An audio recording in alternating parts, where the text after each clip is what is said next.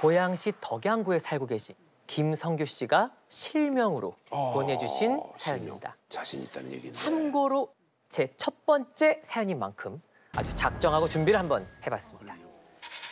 제보자분께서 당시 귀신과 함께 있었던 그때 그 장소의 영상을 보내주셨습니다. 와, 이분 찐이다. 그렇죠, 그렇죠. 아, 나오는 거야, 귀신이? 아니 그게 아니라 그 장소인데. 아니, 찍혔을 수 있죠. 그 찍힐 수도 있지. 그렇죠. 보면 볼 수 있을 수도 있죠. 이 비디오 모은 지는 한 3년 정도 됐고요. 처음에는 당근마켓이나 이런 데서 무료 나눔으로 시작을 했는데 하나둘씩 모으다 보니까 욕심도 나고 그래서 한 10,000장 정도 있습니다.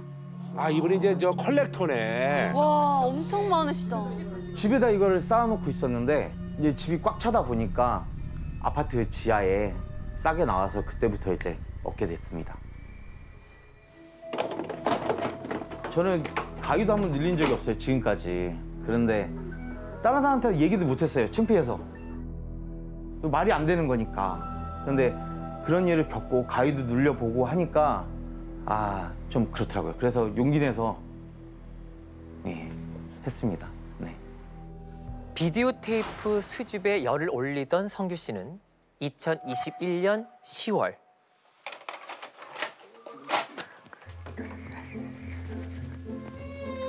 중고거래 앱에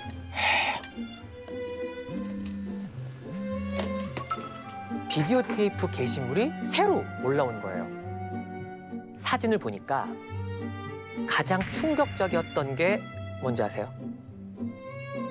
이 모든 게 무료 나눔이었다는 거죠. 우와. 성규 씨는 그날 바로 고속버스에 몸을 싣고 경기도 안산으로 향합니다. 나눔 게시글을 올린 분은 안녕하세요. 반갑습니다. 50대 후반 정도로 보이는 남자분이었습니다.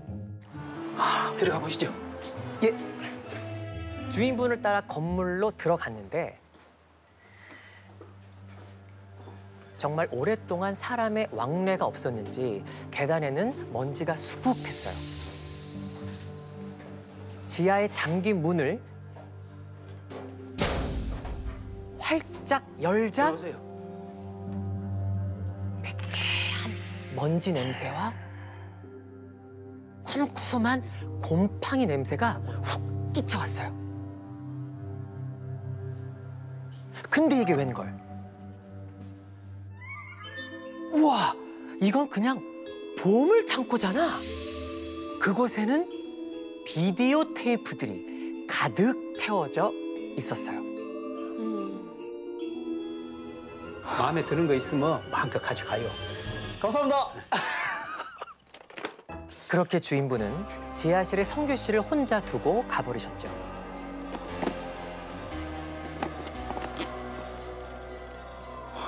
성규 씨는 한참 동안 비디오 테이프를 고르는데 온 정신을 집중했습니다. 이거 재밌겠다. 시간이 얼마나 흘렀을까? 지하실의 공기가 희박해서 그런지 머리가 좀 띵한 것 같고 숨도 잘 안 쉬어지기 시작했어요. 잠깐 쉬려고 밖으로 나왔는데 벌써 해가 지고 있더라고요. 빨리 챙겨서 가야지. 한 10분쯤 쉬다가 다시 지하실로 향했습니다.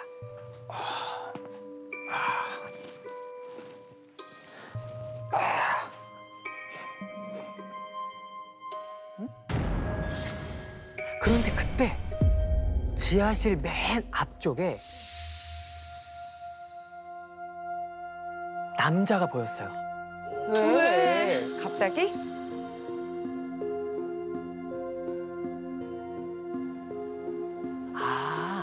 무료 나눔 글을 보고 다른 사람도 왔나 보다.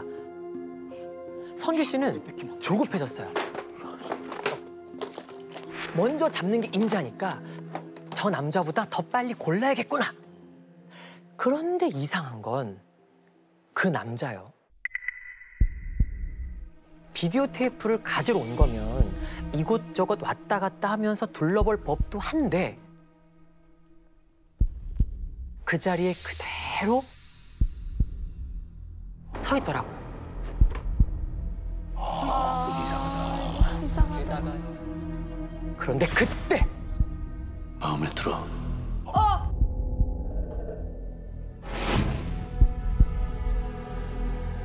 예? 하고 되물었지만 남자는 답이 없었어요. 그리고 잠시 후 왜 저래? 마음에 들어. 또 다시 물어오는 겁니다. 그런데 어이씨, 널 언제부터 반말을? 다가가서 한마디 할까 하다가 왠지 저 남자의 얼굴을 보면 안 될 것 같다는 생각이 드는 거예요. 비디오 테이프를 챙겨서 지하실을 빠져나왔습니다. 주인분께는 가보겠다는 메시지를 남기고 터미널로 향했어요.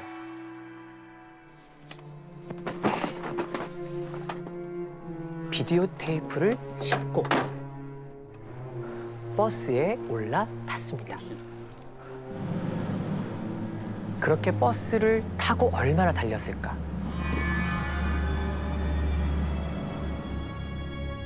잠이 들락말락 몽롱한 와중이었어요.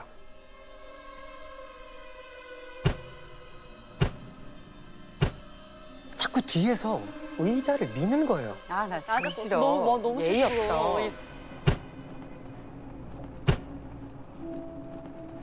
어이씨, 누가 미는 거야? 한마디 할까 싶어서 몸을 반쯤 돌렸는데 어이씨. 또 미나? 그 순간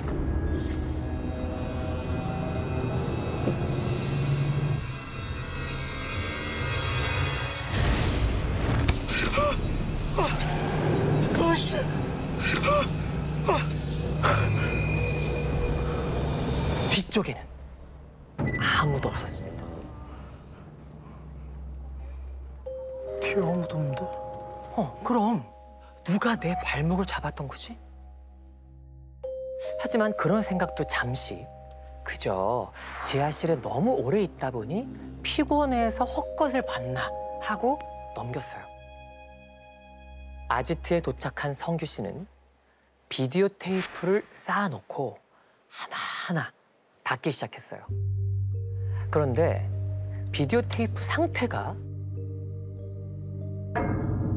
이 정도로 심했나?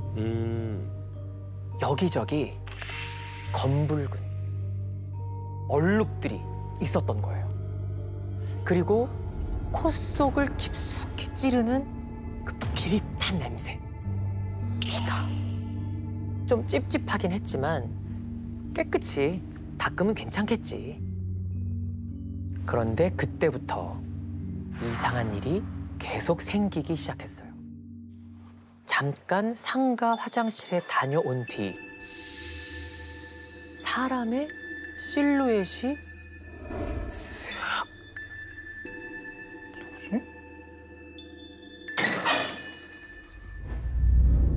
아무도 없었습니다. 혼자 영화를 보고 있는데 뒤에서 책장에 잘 꽂아놓은 테이프가 떨어지기 일쑤였고요. 아지트 문 밖으로 서성이는 사람의 형체가 자꾸 어른거려서 문을 열고 복도를 내다보면 고요하기만 했어요. 뭐가 있긴 있다. 며칠 뒤 좁은 아지트에서 혼자 잠을 청하는데 달그락 달그락 달그락 달그락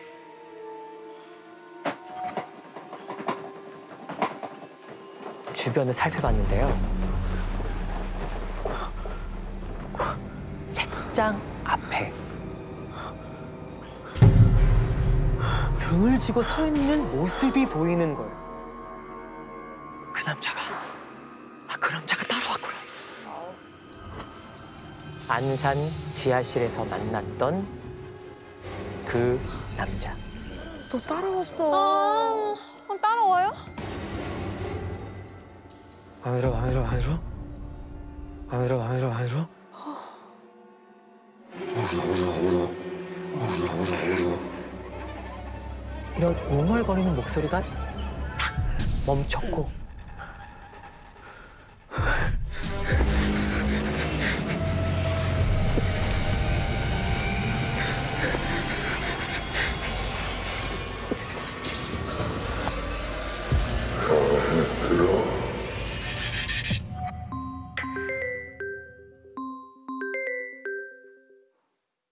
오, 다행이네. 전화가 왔네. 전화다. 전화를 걸어온 건 중고 거래 사이트에서 알게 돼 승철이 형이었어요. 형, 저 귀신 본 것 같아요. 야, 아무리 중고거래가 다 그렇다지만 출처는 제대로 알고 가줘야지. 야, 그거 뭐 이상한 거 아니야? 순간 내가 가지고 오면 안 될 걸 가지고 왔구나. 안산 지하실에서 가져온 비디오 테이프를 모두 내다 버리기로 결심했습니다. 아, 근데 그때 잘 버려야 돼, 그것도. 이제 여기에다가 이제 촛불 켜놓고 소주 갖다 놓고 소금을 이렇게 쫙 뿌렸어요. 이렇게 못 나가게. 제 나름대로 하고 나서 50리터 봉지에다 그냥 다 넣어가지고 깔려있던 소금 그 다 위에 얹고 그래가지고 그냥 갖다 버렸습니다. 비디오 테이프를 버리고 난 후로는 가위에 눌리는 일은 없었는데요. 그나마 다행이네. 다행이네요. 그 일을 겪고 나서 이제 나랑 비슷한 그런 게 혹시 있지 않을까 하고 찾아봤는데 아주 옛날인데 비디오 살인 사건 뭐 그런 게 있더라고요. 강력 범죄가 급증하고 있는 가운데 3월 초 보험금을 잃은 위장 강도욱이 살인을 부른 끔찍한 사건이 발생하였습니다. 범인이 자신의 범행 전모를 비디오 카메라로 촬영해 두었던 것입니다. 아, 저거 내가 옛날에 방송에서 다뤘던 것 같아. 그 생각을 해봤어요. 살인 사건이 일어났는데 그 공간에 있던 비디오들은 전부 폐기됐을까? 아니면 그 청소해주고 수거해주는 그런 업체들이 가져가서 그거를 다시 유통시키지 않았을까? 만약에 그곳에 있던 비디오도 그렇게 유통이 됐으면 나처럼 어딘가에서는 그게 아직 남아있지 않나?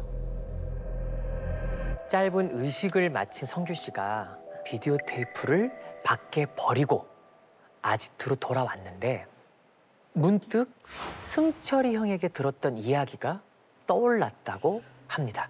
야, 귀신은 대나무처럼 속이 비어있는 물건에 잘 붙는다더라.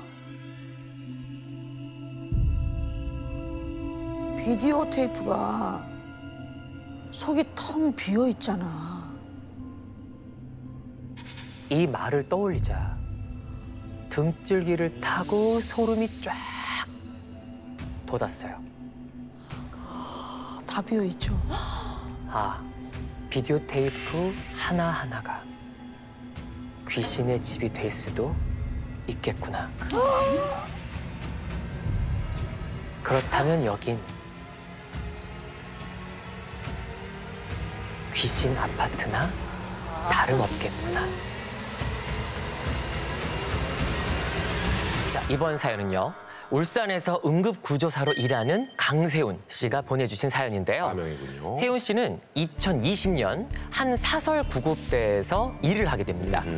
사설 구급대는요, 국가가 아닌 민간 업체에서 운영하는 건데요. 응급 상황뿐만 아니라 요양병원이나 자택 이송 등의 업무를 하고 있습니다.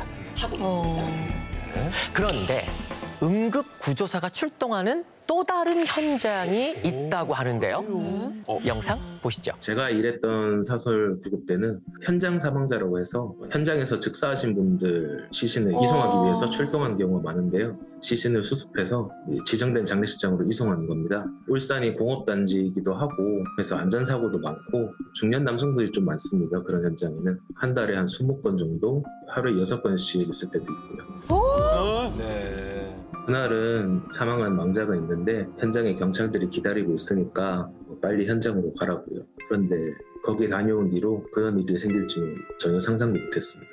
뭐가 붙었구나. 세훈 씨가 잊지 못하는 바로 그 현장에서 대체 무슨 일이 있었던 건지 세훈 씨를 대신해서 이야기를 들려드리겠습니다. 네, 사장님. 지금 거의 다 왔거든요. 금방 도착합니다. 저 구급차는요? 기사님도 바로 그쪽으로 가고 있으니까 먼저 가서 인수인계 받고 있어. 네, 먼저 수습하고 있겠습니다. 사장님의 연락을 받고 서둘러 현장으로 향했습니다. 고생하십니다. 현장은 어때요? 50대 남성분인데 목을 매셨어요. 일단 시신은 저희가 내렸는데 조금 힘드실 겁니다. 시신이 무려 10일 이상 방치되어 있다고 하더라고요. 지하 1층이고요. 현장 검신은 끝났으니까 장례식장 안치실로 모셔주시면 됩니다. 네, 수고하세요.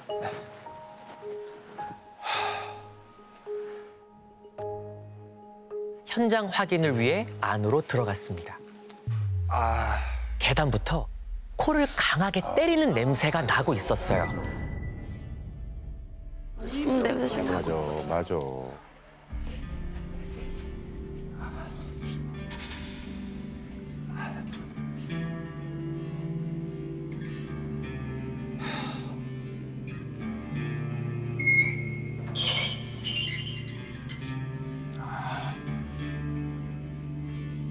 안으로 들어가자 옷가지며 배달 음식까지 널브러져 있는 방이 보였고 방 안쪽으로는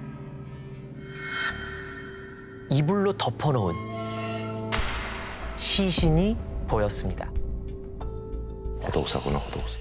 기사님이 오기 전까지 시신을 옮길 준비를 했습니다. 부패한 시신은 체액이 흐르지 않게 비닐로 싸야 하는데 시신 주변으로 비닐을 펼칠 공간이 없었어요. 얘 좁구나. 그래서 침대를 좀 옮겨야 할 것 같았죠. 그런데 침대 위에 뭔가 놓여 있는 게 보였습니다. 뭐야?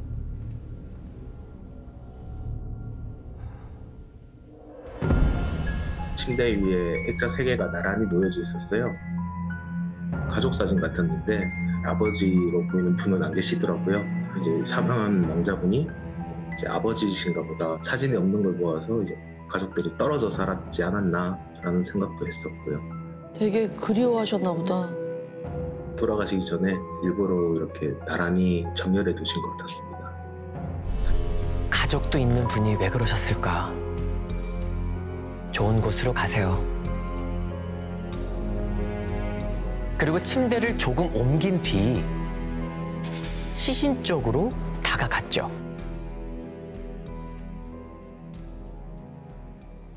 천천히 덮인 이불을 걷었습니다.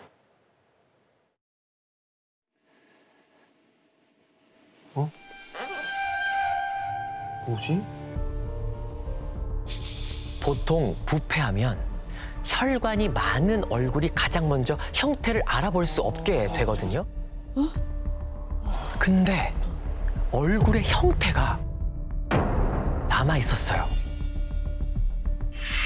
그러고 보니까 이 현장, 다른 현장과 좀 달랐어요. 악취는 심하게 진동하는데 파리나 구더기 같은 벌레도 없고 여름인데도 서늘했어요.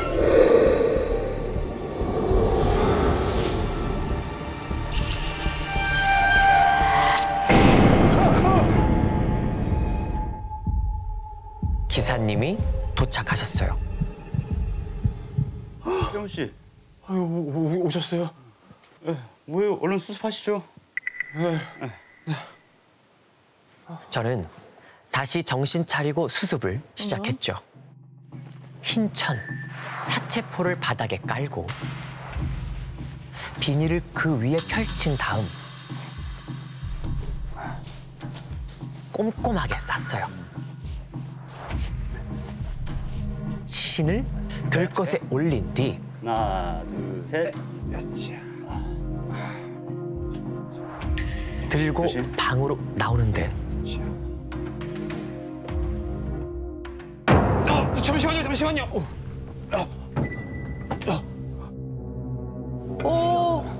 이게 무슨 느낌이지? 왜 그래요? 들 수 있겠어요? 가시요. 다리에 힘을 주고 겨우 내려와 구급차에 시신을 싣고 장례식장으로 향했습니다. 어느새 새벽 4시. 얼마 못 자는 경우에는 구급차에서 쪽잠을 자기도 하는데요. 잠깐 자고 다시 또 가야 되니까. 오늘은 여기서 자기 좀 그런데. 전 왠지 오싹해서 그냥 버틸까 하다 그래. 자자. 결국 피곤함을 이기지 못하고 환자 베드에 누워 눈을 감았습니다. 얼마나 잤을까? 냄새가 나는 거예요. 세상 모든 게 썩은 것 같은 그 냄새요. 다 닦았지 않나?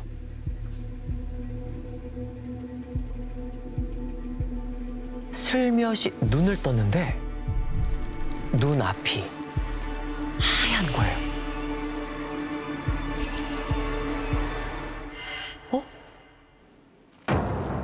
비닐?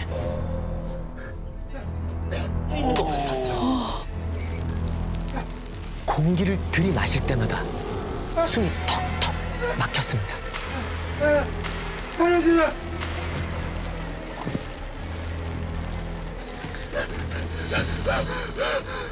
비닐 찢어냈죠. 아씨. 제 코앞에 얼굴이.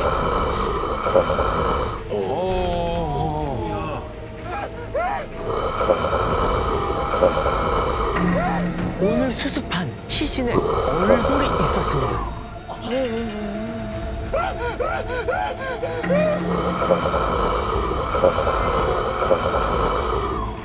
저는 그대로 정신을 잃었습니다. 눈을 떴을 때는 구급차 베드에 누워 있었어요. 남자도 비닐도 없었어요. 꿈이야. 구급차 문을 열고 뛰쳐나가 숨을 몰아쉬었습니다. 괜히 보고 싶었다. 그 냄새, 촉감, 모든 게 너무 생생했습니다. 꿈에서는 냄새 안 난다고 그러지. 그 뒤로도 꿈에 계속 나타났고 정말 죽을 것 같은 그런 공포가 느껴졌었습니다. 계속 잠도 못 자고 뜬 눈으로 밤을 새고 출근을 했었습니다. 그렇게 고통스러운 나날을 보내던 중 할머니 한 분을 이송하는 날이었어요. 동서야.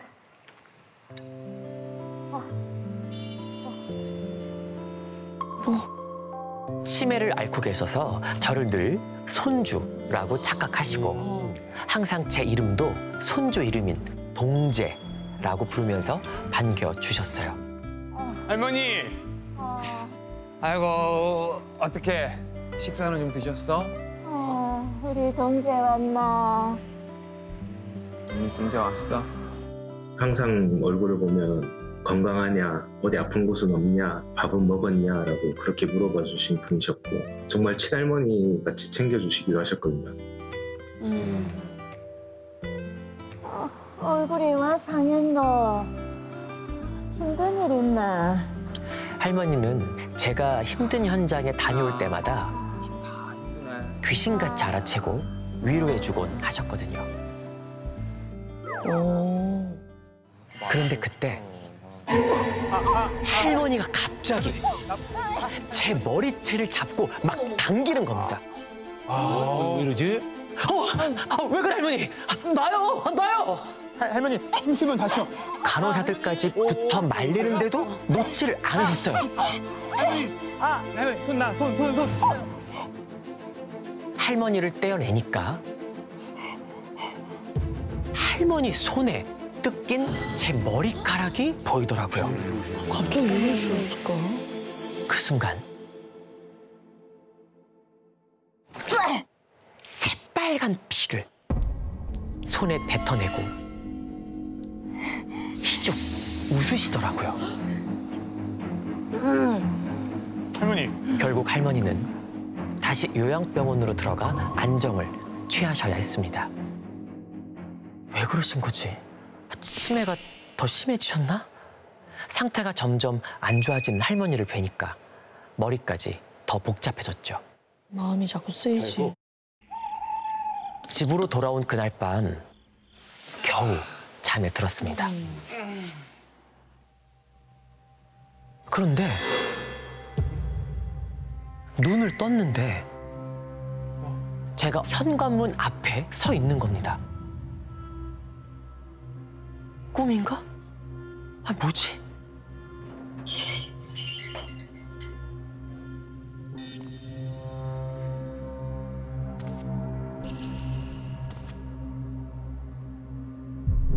끊어진 밧줄, 이불로 덮어놓은 시신. 제가 얼마 전 남자의 시신을 수습했던 바로 그 현장이었어요.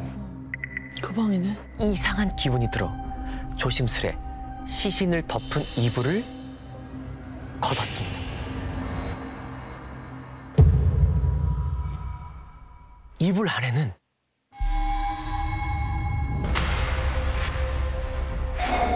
할머니가 꼿꼿하게 누워 계셨어요. 어? 할머니가? 할머니 정신 차려봐요. 할머니.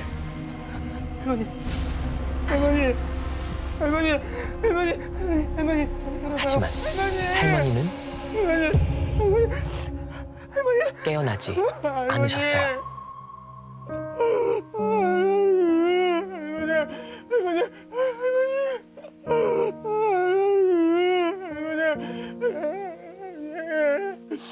일어나 보니 제가 울고 있더라고요.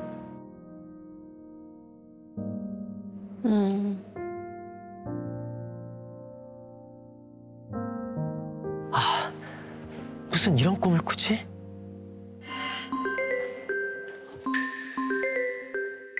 누구 전화야? 세연아, 응급이야. 할매 위독하시대. 빨리 요양병원으로 가. 빨리 요양병원으로 가. 저는 급하게 병원으로 향했습니다. 어떤 상황이에요? 혈압 계속 떨어져요. 빨리 가야 할 것 같아요. 위독하시고. 급하게 혈압을 체크하려 혈압계를 감는 순간 할머니가 갑자기 제 팔을 잡으시는 거예요. 저를 보고 힘겹게 말씀하셨어요. 앞으로도 착하게 살그래.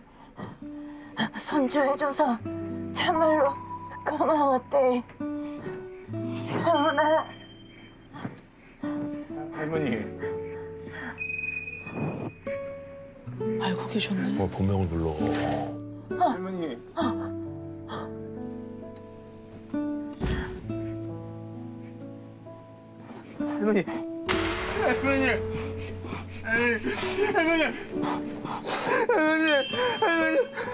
정신 차려봐요. 할머니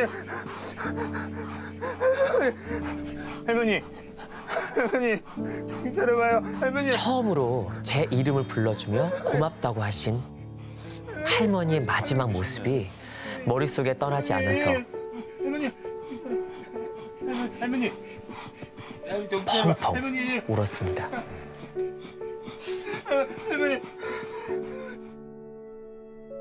할머니가 돌아가시고 한동안은 일도 못하고 힘든 시간을 보냈습니다.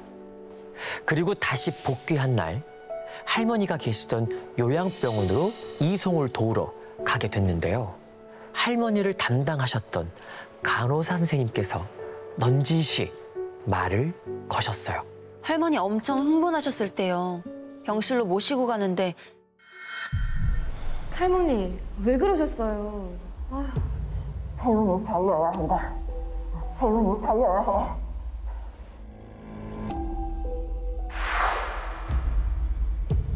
소음이 빈비해져도 떼줘야 된다고!